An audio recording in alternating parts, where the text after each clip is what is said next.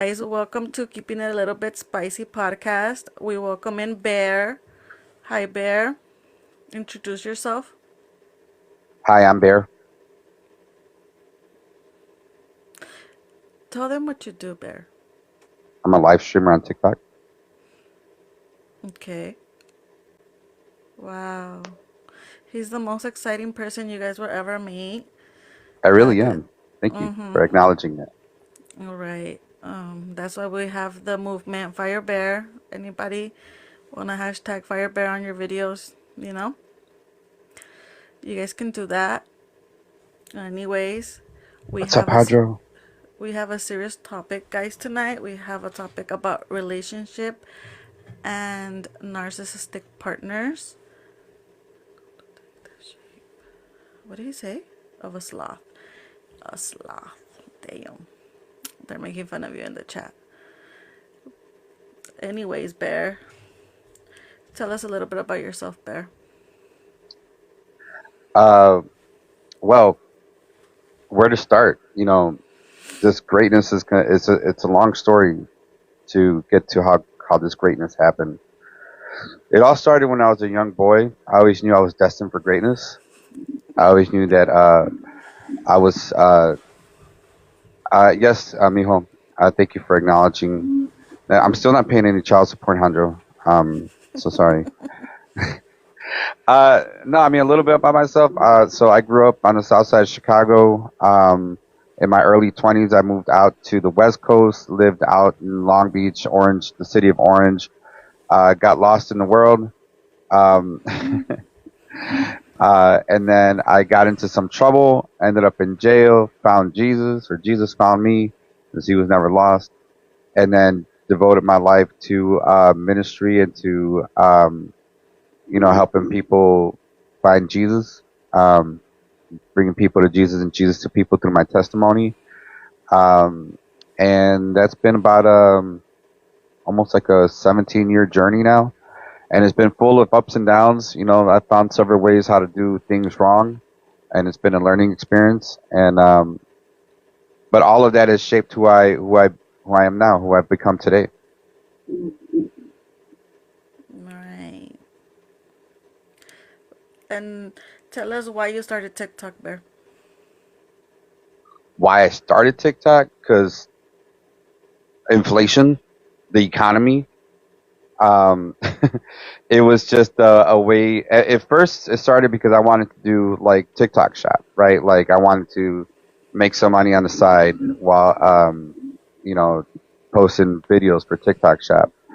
Um, but I started live streaming because I had a tragedy in my family to where my nephew unalived himself, but he was also an aspiring YouTuber, and it was my way to kind of show homage to him, right? To pay respect to him, because anybody that knows that if you've gone live streaming, if you've ever started going live streaming, it's nerve wracking the first few times, right? Like it's not super easy unless you just naturally have that kind of personality. It isn't always easy to turn on a camera and get out in front of a bunch of people and just talk, right? Like it's like I remember for a long time I would sweat a lot. I would get really nervous. So all of that gave me like a lot of respect for my nephew, to who was doing this on his own at 14 years old, right? Um, so that's why I started live streaming on TikTok. And since then, and through live streaming, I've met so many people. We've built. I don't like to speak it in a sense of I've like, we've built a great community of people here, um, Mm-hmm. and a supporting group of people and people that I've come to call real friends, like Mister in the chat.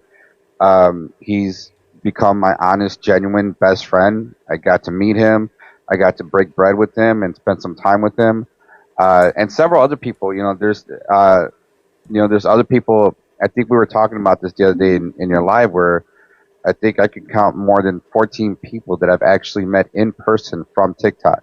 And we Right. built genuine connections and genuine relationships with people where it might seem funny or strange to some people, Mm-hmm. but at the end of the day, it's been a blessing to be able to have connected, with some genuine people. Um, I met, I know we're going to get into this in a little bit, um, but I met, Liz, who's my fiance now. I met her on TikTok. Was not expecting that to happen. Um, I didn't know so that. you didn't know that? I didn't know she was a fiance now. Ooh, Liz is a fiance. It's been a while. It's been a couple months, few months actually now. Really? That's Hmm. good. Congratulations. Thank you. How do you feel that you have found love on TikTok? Well, like I said, it wasn't something that I was expecting. Um, it really was. Mm-hmm. When I got on this platform and I started live streaming, like I was just on TikTok for business only, right? Like I didn't Mm-hmm. have any interest. Not only did I not have any interest on like meeting anybody on TikTok, I didn't have any interest in meeting anybody anywhere. Like I wasn't dating anymore. Like I Mm-hmm. did the whole online dating thing for a while, and that was a hot mess.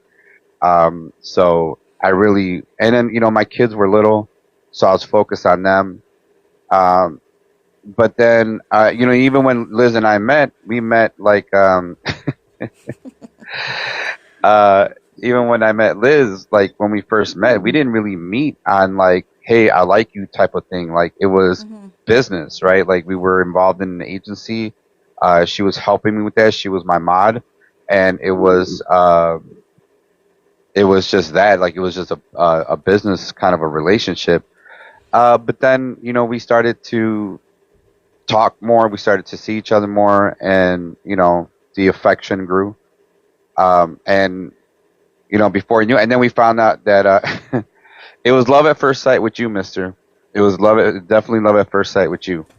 Um, but but then we found out that we didn't live that far from each other. We found out that we lived in the same city, Mm-hmm. which made it a lot convenient to be able to see each other. And uh, it was really just the time that we're spending together and getting to know each other and building the relationship that way. Oh, that's cute. Does it make it more challenging knowing that you guys are both on TikTok? I think in the beginning, maybe, just because we were getting to know each other and we are getting to know each other's personality. But I think one thing that helped, I think one thing that helped was just knowing and understanding that like I was never on this platform. I never flirted with women. I never spoke to women inappropriately. If anything, like people call me Brother Bear for a reason, Mm-hmm. right? Like I made it a point that when I met women, it was, "Hey sis, how you doing? What's up, friend?" Like I drew everybody got friend zoned. Like there was no mistaking. Like, oh, Bear was Bear talking to me? No, it wasn't. Not even a chance. So I think from that perspective, it made it easier because Liz already knew that that was kind of like my hard line in Mm-hmm. TikTok. And as for Liz, I just trusted her, and I just trusted who she was as a person. I trusted her integrity. Um, I understand that she's a beautiful person. When I met her, she was doing the Besitos nightclub, where she would, it was a whole gimmick, it was a whole act. I understood that, and I didn't take anything to heart.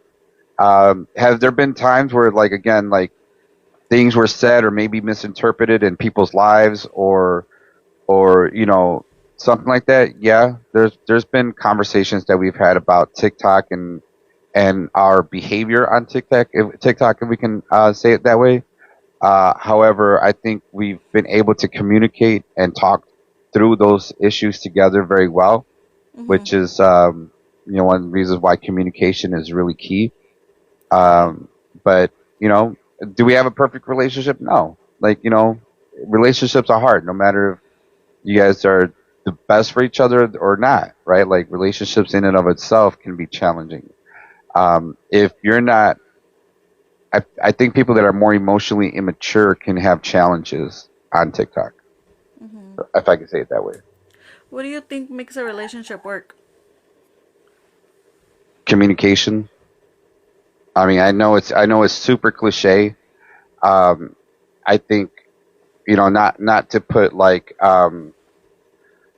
Liz on blast in this kind of in this kind of way, and not that I'm putting her on blast, but I think that after seasons in my life where Mm-hmm. I wasn't able to communicate, I've learned how to maybe even overly communicate. And I know Liz has said that before, that she's like, I don't know how to take you. I don't know how to, understand you, because I've never had anyone that communicates as much as you do with me. So sometimes, she doesn't know how to handle that sometimes, because she's like, all right, you're actually being really honest about your feelings, and you're actually talking to me about what's really happening, instead of like reacting or lashing out, or, what I'm saying, like displaying, like, because that's all those other things are, like, they're um just, like anger. Like I've said before, anger is usually a secondary emotion to fear and uh what is it, and hurt, to fear and hurt. Mm-hmm. So if somebody, oftentimes when men are afraid or they're hurt, the reaction to that is anger. Right. So communication, yeah, as cliche as that sound, for the guys out there that are in the chat, talking about your feelings to your significant other, about how you feel. But it's both sides though, right? Because it's hard for guys to communicate their feelings when they feel like their feelings are either A, invalidated, or B, used against them. And I think that's kind of like the second part of this podcast, of like being with a narcissistic partner. Right. But it's not only communication, it's also understanding what your partner's trying to tell you. Because if you don't understand what they're telling you, then what's the point of communicating with them? And I understand Liz, because sometimes I have a hard time communicating with my boyfriend, and it's like I wasn't used to that, so it's kind of hard to be like, oh, let's talk about it, and it's probably like you don't even know how to talk about it. So Hmm. it's like when you have never had a partner like that, it's hard, and I understand her. What are the signs of a green flag in a person? That what you're saying is, being able to understand, validating someone's feelings, Mm-hmm. uh, not turning,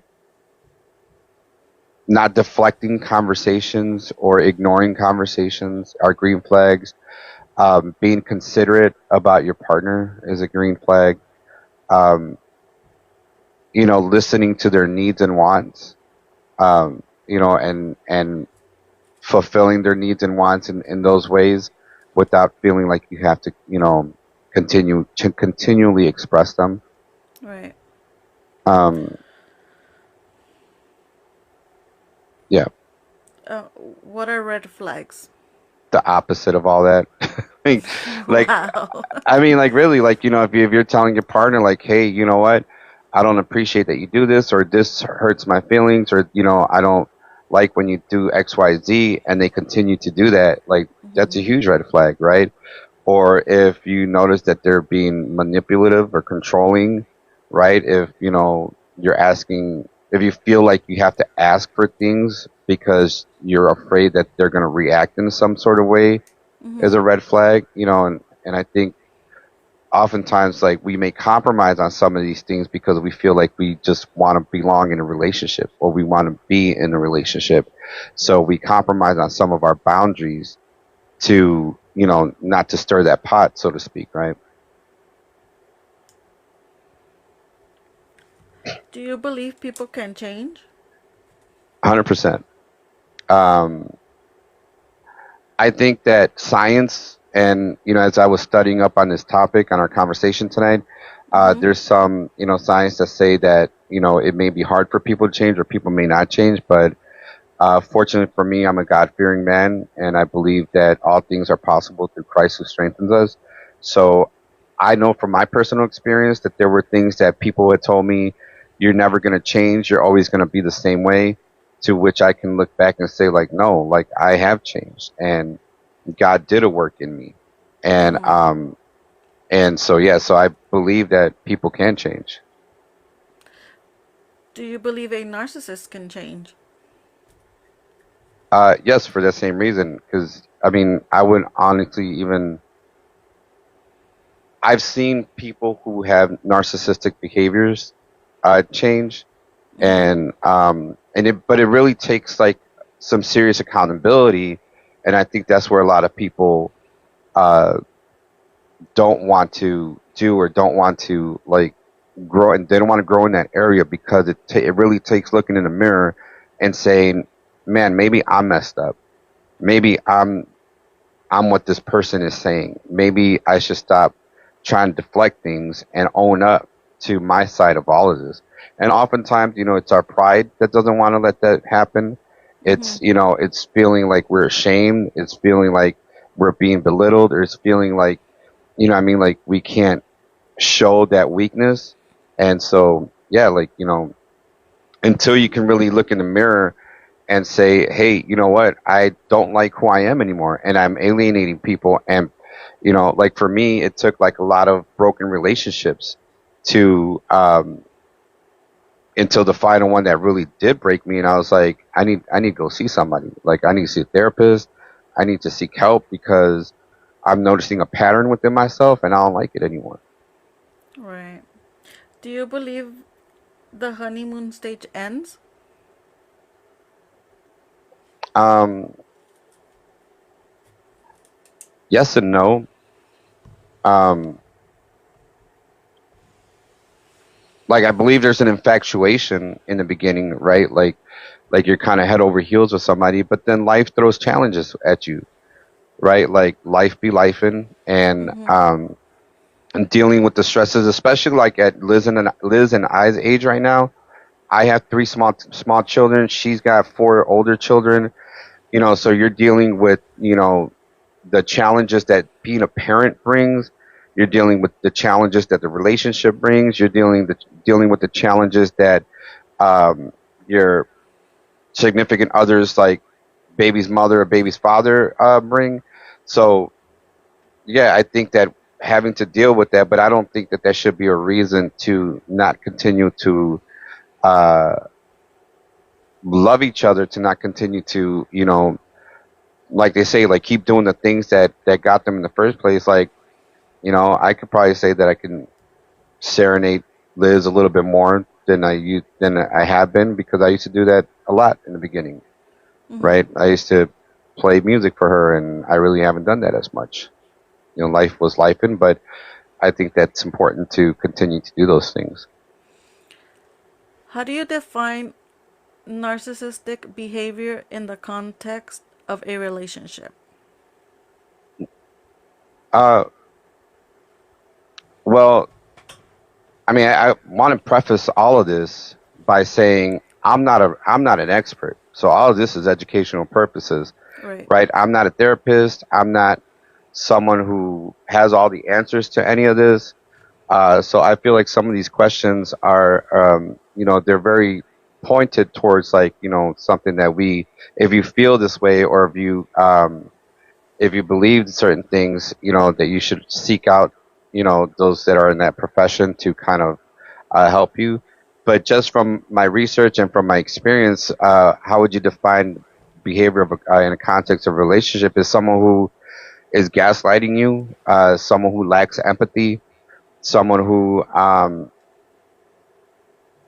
makes you second guess yourself, makes you Mm-hmm. feel like your feelings are invalid, or like what your experiences aren't really true, who try to change the narrative when you're trying to explain your feelings, and who try to dictate your feelings to you despite of how you feel.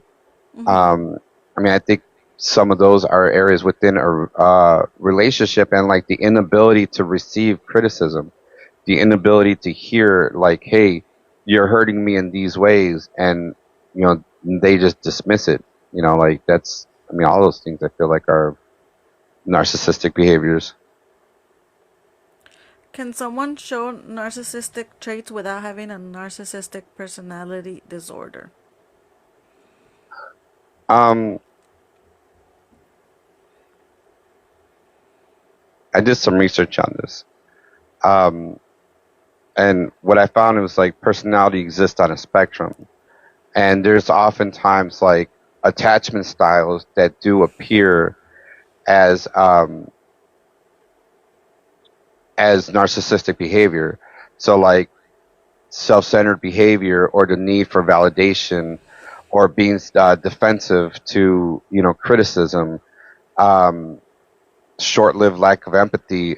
So all of these can appear as narcissistic behaviors, but may just be like temporary personality that they're displaying, right? Mm-hmm. So I think that's why I think it's like having conversations and really getting to the root of things matters so much when it comes to identifying.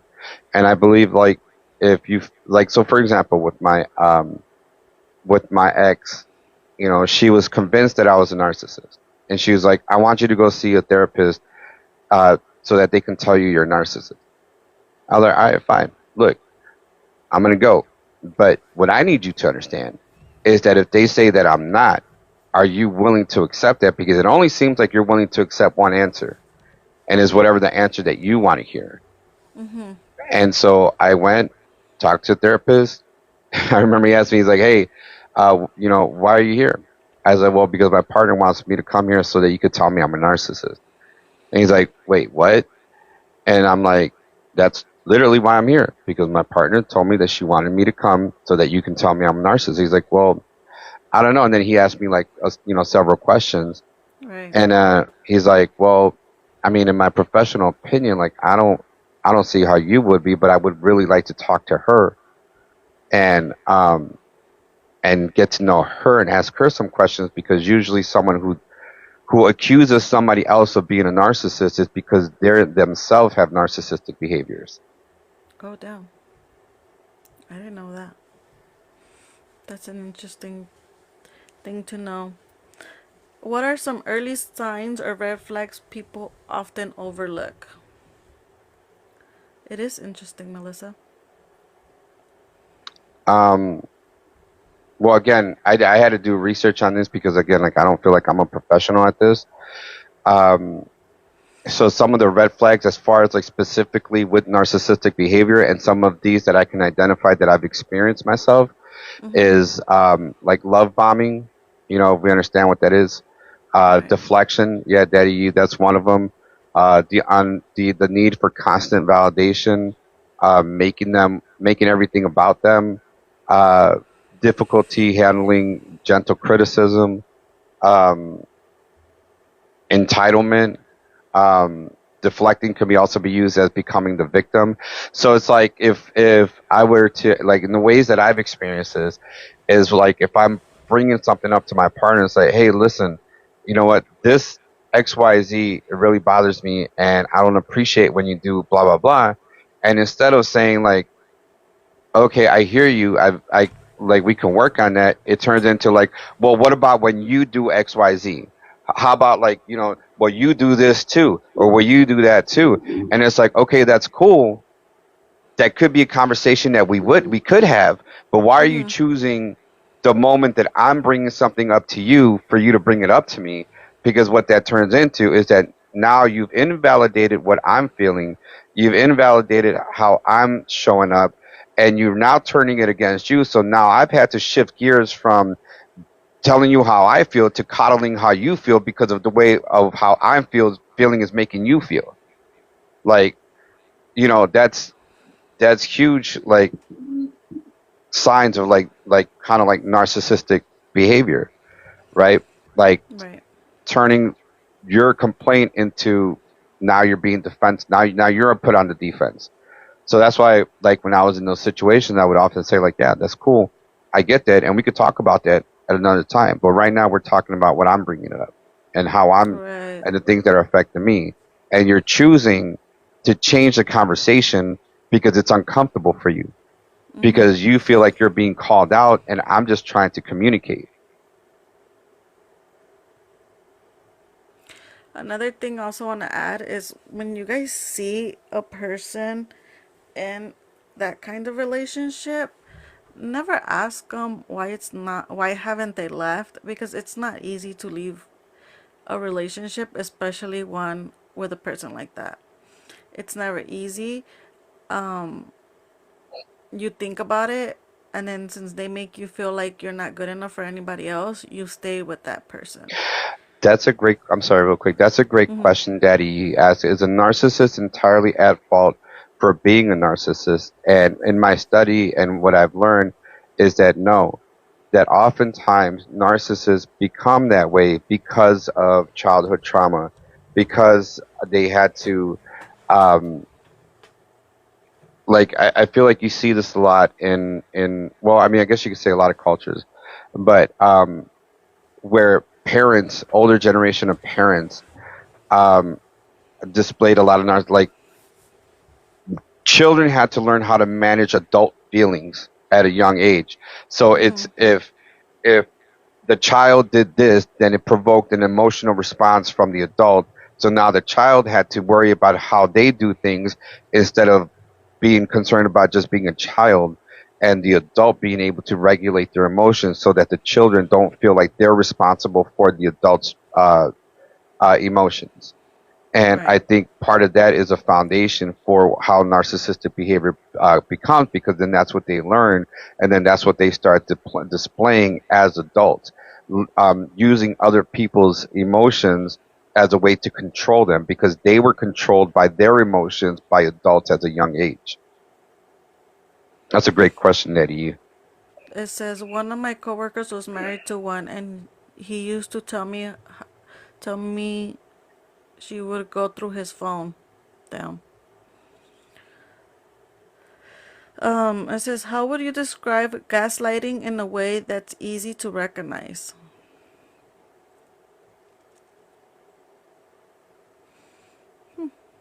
How would you describe gaslighting in a way that's like people that are making you question your reality? Like if you tell them like, hey, I didn't like that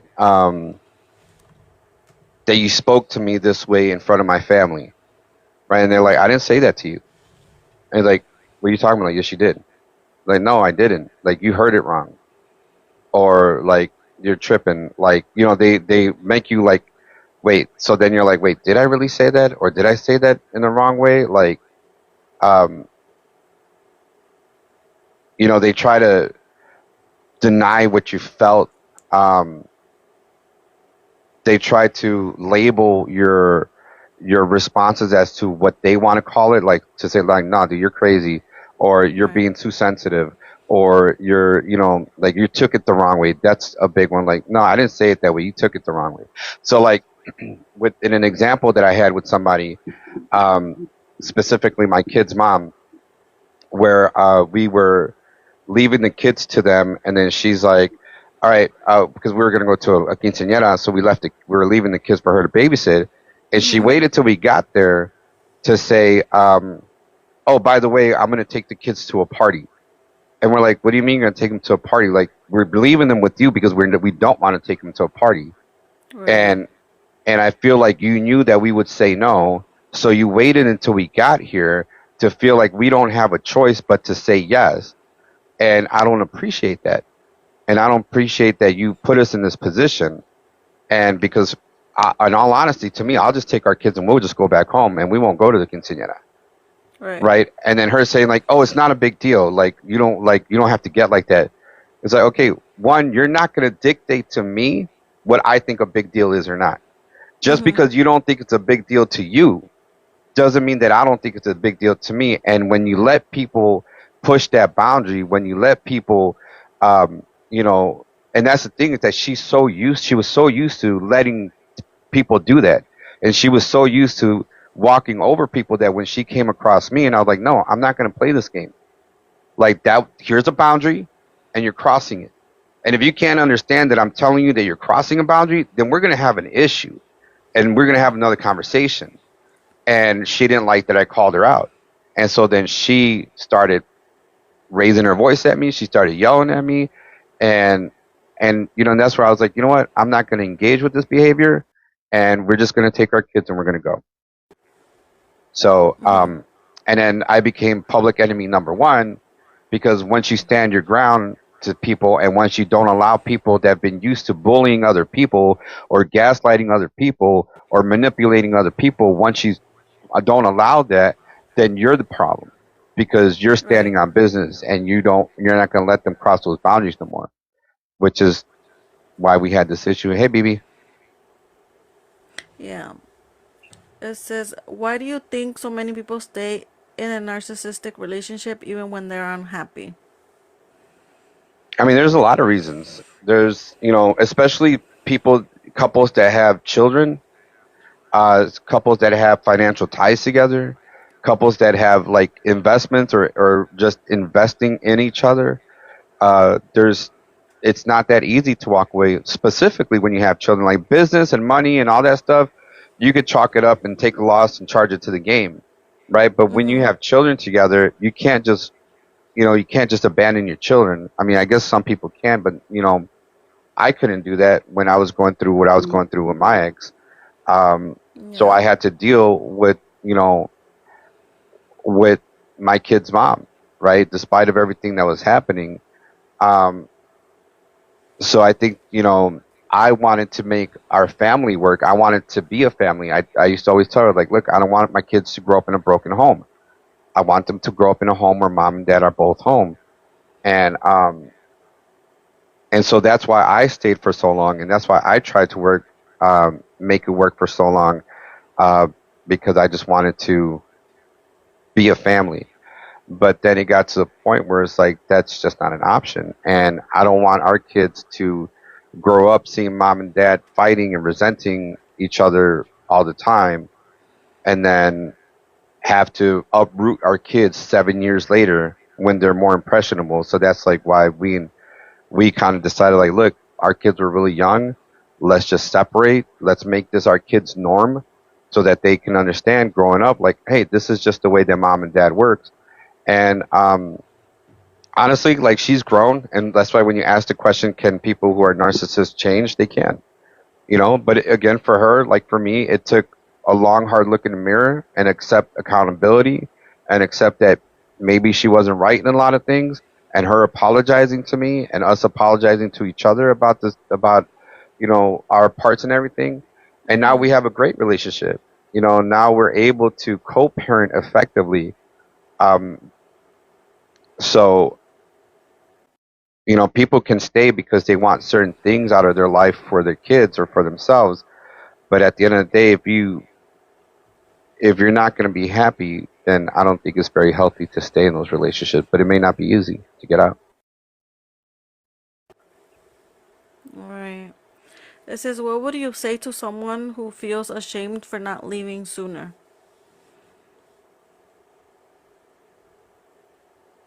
What would you say to someone who feels ashamed for not leaving sooner? I mean, I don't think it's really our place to say anything.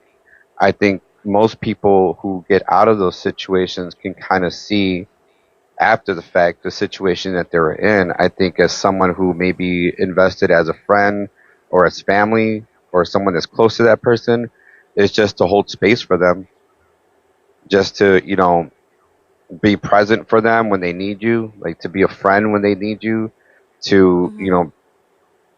be a safe space for them, to be non-judgmental, to remind them that they're worthy, that they are loved, that they have purpose, and just offering, that gentle support. Yeah, I was thinking about that question when I read it, and I would I wouldn't tell anybody anything, but I would tell me at the moment when I was in that situation, like, there's better things out there. If one door closes, something better comes in. So no matter when you leave and you decide to leave, everything will be fine. You'll be okay. Um, it says, what are common triggers survivors face during recovery? Mm, What are what are some common triggers? Well, again, like I'm not a expert on the subject, but things that I can say, like, you know, for myself, like, you know, just like certain phrases. That's something. there are certain phrases that may be said, or certain like patterns of behavior that I notice. Um, yeah, I'm sure kind of like because when you leave any relationship, not just necessarily a narcissistic relationship, there's a grieving process. Yeah, you're very sensitive to gaslighting. Um, good care To from anyone. to That's a great. me, to me, my trigger is when somebody starts to raise their voice at me. It's just like, why are you screaming? You know, Mhm. I even think though that's they're. Go ahead. well. No, I was gonna say what BB said. I think that's a very valid point. Is good care from anyone when somebody starts treating you good, because it could feel like that love bombing, right? It could Mhm. feel like when and that's the thing about love bombing and trauma bonding, is that love bombing is like they lift you high, they give you like this hit of dopamine, right? And Right. then the crash comes when they turn that off and they're this huge jerk to you, and then it leaves you like, and then it's just that roller coaster. Like, you get your fix, they're good to you, they're nice to you, they're loving you, they're telling you all the things in the world, and then next thing you know, they're talking down to you, they're disrespectful and all this stuff, and it's just like that's another reason why people have a hard time leaving, because then when they go into another relationship, they expect that same kind of like you know dopamine hit. It not even when they're doing good, because I think when they're doing good is serotonin, I believe. Mhm. But Mhm.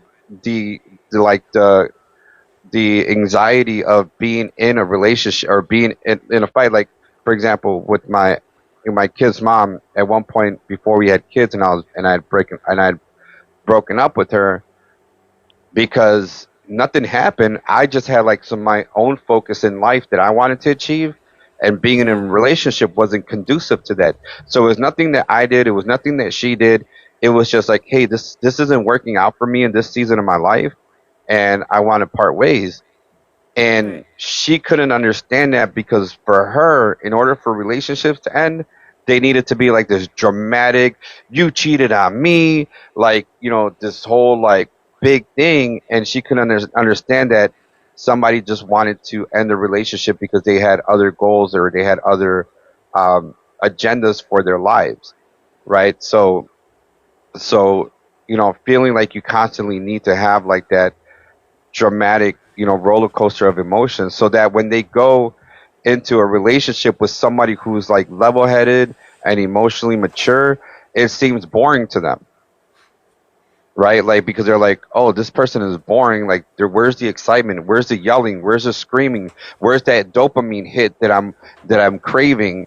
And and what happens? They end up leaving good relationships with good people because they feel like it's boring, because they're not causing any drama or any chaos in their life, because they've probably been used to living in chaos for most of their life.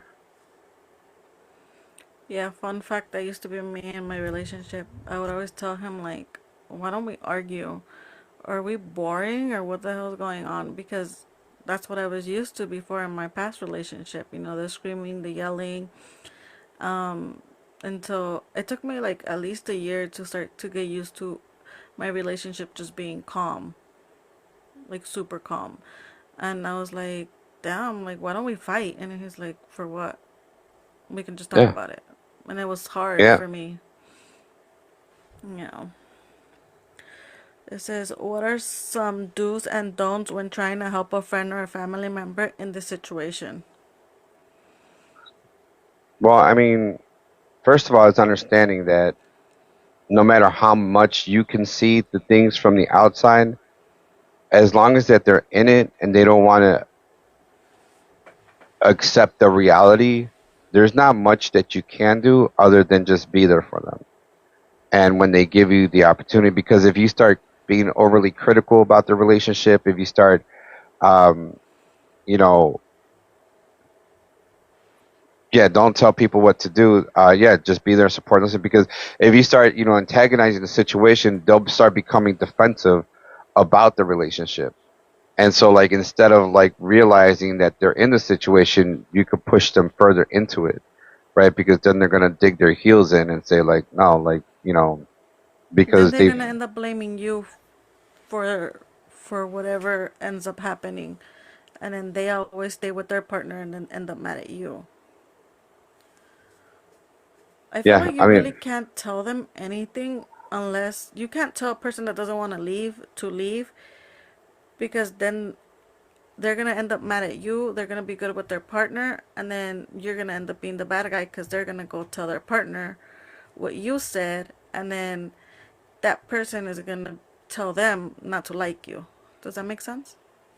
yeah, and again, like it just ends up being, um, well, I think what's like when they become aware of it and they start having conversations like, I don't think this is healthy for me. Like, I need to figure something out to do. Then that's when you Mm-hmm. start leaning in as a friend, like, okay, like, how can I help you? Like, do you Right. need help moving? Do you need help, relocating? Do you need help finding help? You know what I mean? Like, that's the best thing that you can do because until they get to that point, like you said, you're going to become public enemy number one. Thank You're you. right. And you're going to And become, yeah, go ahead. the thing you don't want, I mean, if you really love this person and don't want to be out of their life, the only thing you can do is listen to them and, just stay out of the relationship because it's not, I mean, I know it hurts, but it's none of your business because they're going to make you be the bad guy at the end of the day.